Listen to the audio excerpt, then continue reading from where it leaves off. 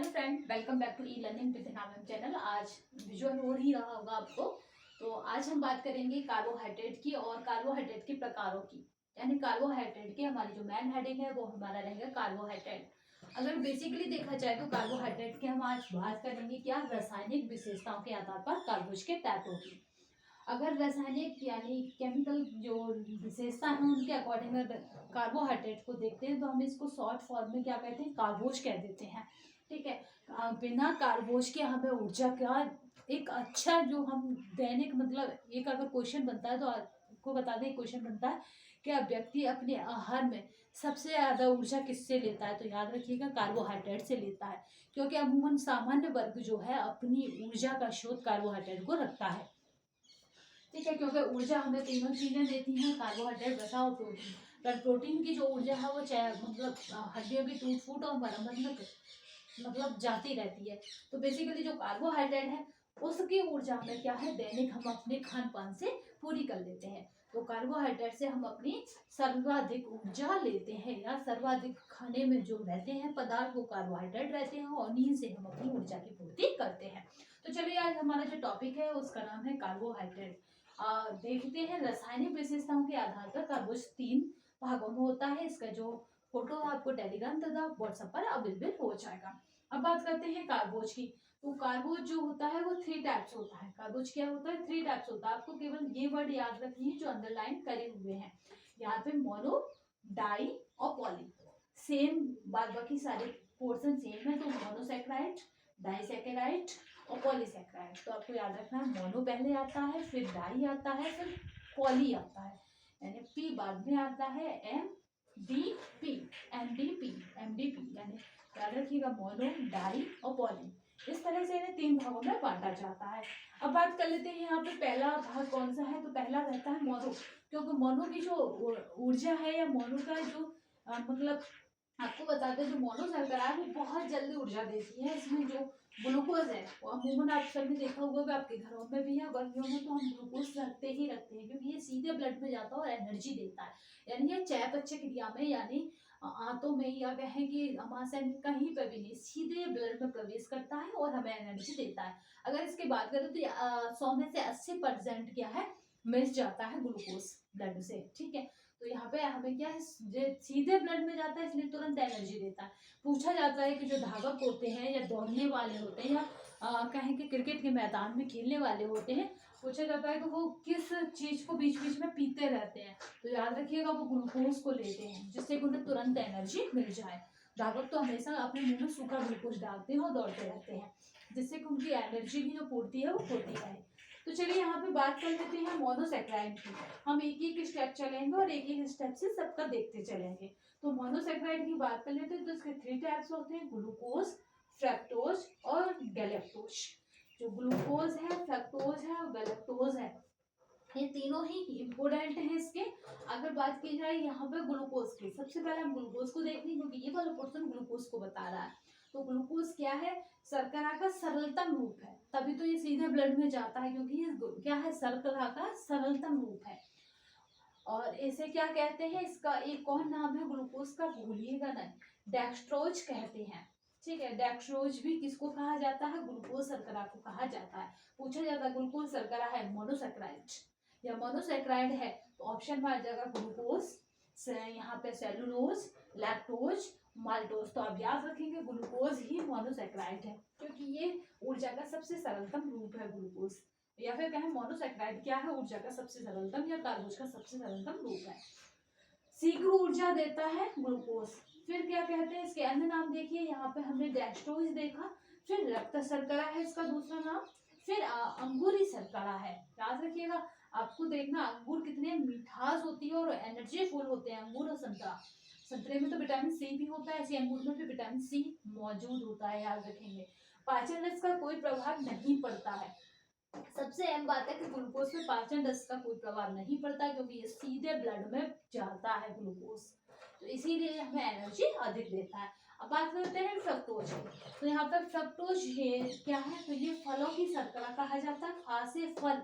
इस तरह से आप फ्रक्टोज को याद रख सकते हैं लंबे टाइम तक, फासे फल और फासे फ्रक्टोज, फलों की शर्करा कहा जाता है या इसको ही कहा जाता है लिबुलोज। ठीक है, इसका एक और नाम है, इसको नहीं भूलिएगा, इसका नाम क्या है, लिबुलोज। लिबुलोज क्या है, तो लिबुलोज भी याद रखेंगे फ्रक्टोज है। ऐसे ही डेक्सट्रोज क्या है, डेक्टोज ग्लूकोज है, आप भूलेंगे नहीं, इनके डबल डबल नाम है। तो यहाँ पे ग्लूकोज से मिठास क्या होती है, इसमें दोगुना होती है, यानी शहद किसका रूप है, फ्रक्टोज का, जिसमें मिठास की मात्रा क्या हो, ग्लूकोज से दुगनी हो, वह सब किस में आ जाएंगे, फ्रक्टोज में आ जाएंगे। ऐसे फल जिनमें मिठास अत्यधिक होती है वो सब क्या है, कहीं ना कहीं फ्रक्टोज के भाग है। तो यानी जितने भी फल मीठे हैं वो सभी फ्रक्टोज के ही पार्ट हैं, या फ्रक्टोज जिनसे हमें मिलती है। ठीक है, तो यहाँ पे रक्त शर्करा इसको भी कहा जाता है क्योंकि ये सीधे ब्लड में प्रवेश करती है, इसलिए इसे रक्त शर्करा। अंगूर इसलिए कहा जाता है क्योंकि इसके भी जितने भी इसके पदार्थ है खाने वाले उन सब में मिठास होती है। ठीक है, अब यहाँ पे भी हमें क्या है, मिठास होती है, पर इसकी कितनी, दुगनी। तो शहद सबसे मीठा होता है मिठास में। तो याद रखिएगा शहद में कौन सी होती है, फ्रक्टोज होती है, कई बार पूछा गया क्वेश्चन है, तो आप भूलेंगे नहीं। अगर यहाँ पे मैं बात करूँ तो मोनो में ये हम बाद में देखेंगे क्योंकि ये इन तीनों की ही विशेषता बता रहा है पॉइंट। अब हम नेक्स्ट चलते हैं डाइसैक्राइड पे। अगर डाइसैक्राइड को देखा जाए तो बेसिकली यहाँ डाइसैक्राइड क्या है, विजुअल हो रहा होगा डाइसैक्राइड क्या। अगर ये क्लास मतलब इस तरह से रन इजी पड़ता है तो हम इसी तरह से लाइव क्लास ले लिया करेंगे, क्योंकि आपकी क्वेरी रहती है कि मैम आप लाइव क्लास नहीं लेते हो, क्योंकि लाइव क्लास लेने के लिए हम क्या है, बोर्ड के थ्रू जाना पड़ेगा या फिर अन्य तरीके से देना पड़ेगा, तो इस वजह से हमारा लाइव क्लास नहीं हो पाता है। ठीक है,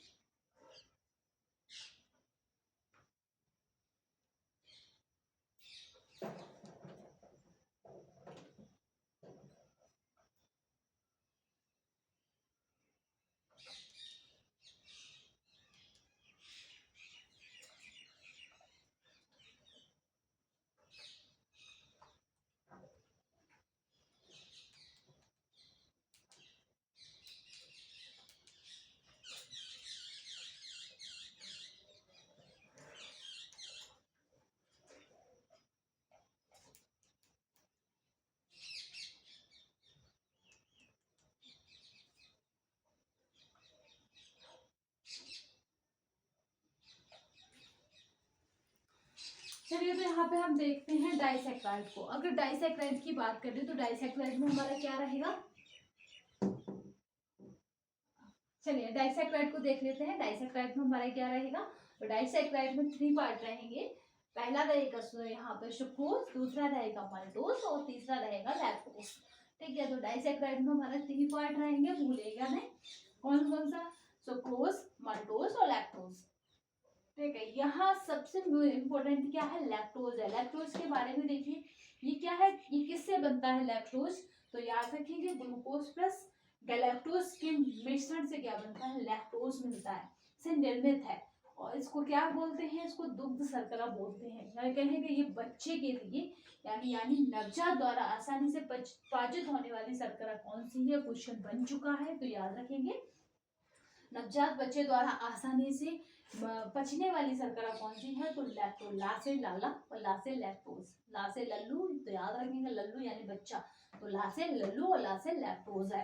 तो इस तरह से आप इसे लंबे टाइम तक याद रख सकते हैं। जब लैक्टोज है तो लाला क्या पीता है, दूध पीता है, तो इसे क्या बोलते हैं, दूधिक शर्करा भी बोलते हैं। इस तरह से क्वेश्चन बनता है कि दूधिक शर्करा है, तो याद रखेंगे दूध शर्करा क्या है, लैक्टोज। अगर लैक्टोज ऑप्शन में ना हो और डाइसैक्राइड है तो आप डाइसैक्राइड करके आएंगे। ठीक है, क्योंकि किसका पार्ट है, डाइसैक्राइड का पार्ट। ऐसे ही यहाँ पे याद रखिएगा तुरंत ऊर्जा देने वाला है। अगर ऑप्शन में माल्टोज है, डाइसैक्राइड है, पॉलीसैक्राइड है और फ्रक्टोज नहीं है और मोनोसैक्राइड है, तो आप मोनोसैक्राइड करके आएंगे, क्योंकि मोनोसैक्राइड के जितने भी पार्ट है वो जल्दी ही तुरंत ऊर्जा देते हैं। अब चलते हैं यहाँ पे, हम देखते हैं फिर नेक्स्ट हमारा रहता है पॉलीसेक्राइड। पॉलीसेक्राइड के देखे जाए तो इसकी 4 टाइप्स है पॉलीसेक्राइड के, ग्लाइकोजन, सेलुलोज तथा सेलुलोज का ही दूसरा कौन सा तथा हेमोसेलुलोज। सेलुलोज होता है, हेमोसेलुलोज होता है। फिर स्टार्च और पेप्टिन। जो पेप्टिन है आपने सुना होगा कि पेप्टिन क्या है, अच्छा खासा है। पर स्टार्च जो है हम खाद्य पदार्थों में सबसे ज्यादा मात्रा किसकी रखते हैं, स्टार्च की रखते हैं।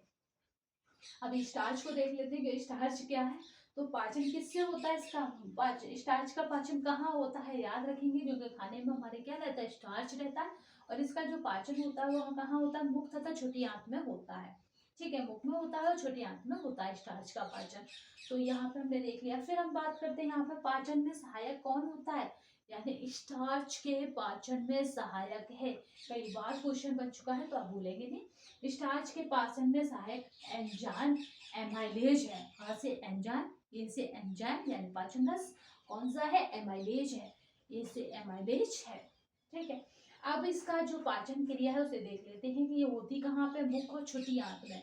बट मुख और छोटी आंत में होती है तो कहीं ना कहीं कुछ एंजाइम्स होंगे जो इसका क्या करते हैं, सहयोग करते हैं होने में, उस प्रोसेस को करने में। तो देख लेते हैं कि जब प्रोसेस होने के बाद वो क्या हो जाता है।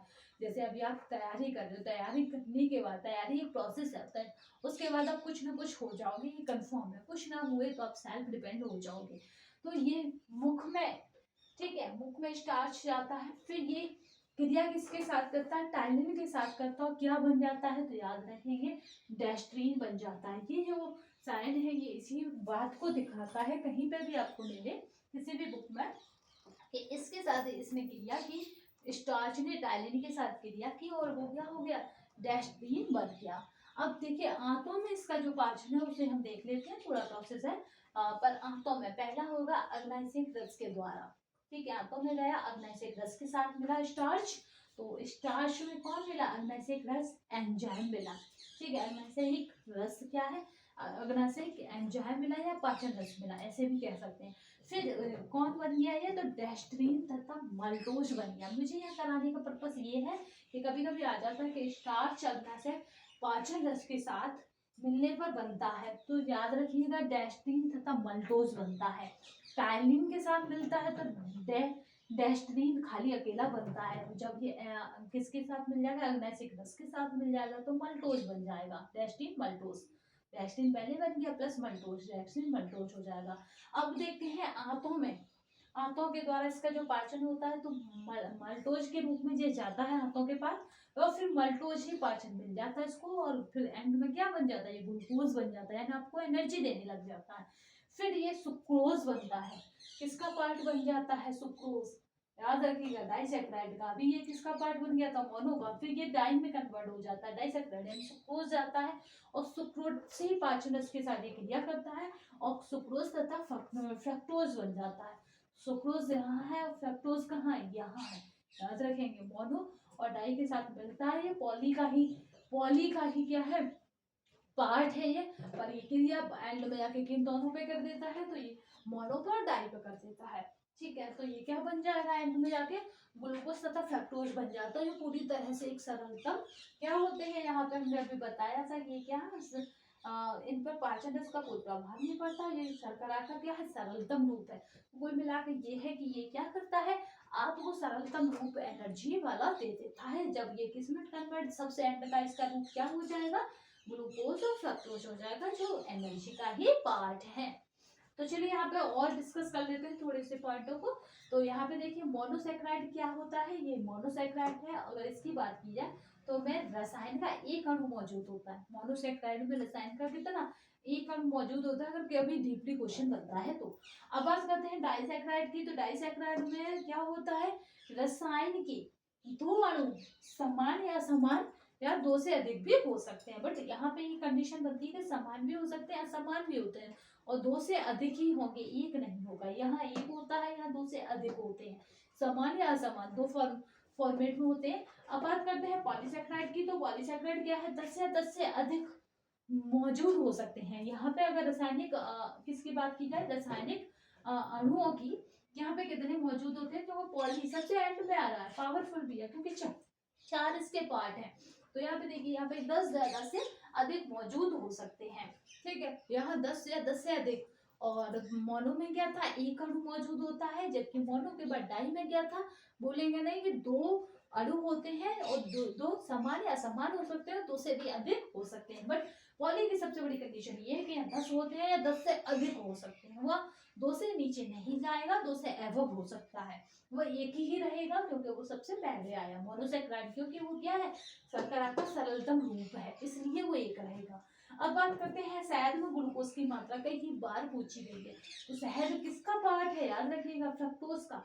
और शहद में ग्लूकोज की मात्रा यानी एनर्जी का लेवल पूछा जा रहा है, तो आप याद रखेंगे 30 से 40% होता है।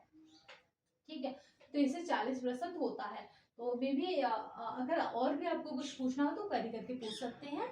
और अगर ये क्लास में शेड्यूल सही गया होगा तो हम लाइव क्लास भी इसी तरह रख लेंगे, अगर आप कमेंट बॉक्स में कहेंगे। और बताइएगा कमेंट बॉक्स में ये प्रयास कैसा लगा, क्योंकि कई दिनों से सोच रहे थे कि आपको कोई क्लास दें जो बोर्ड के थ्रू हो सके।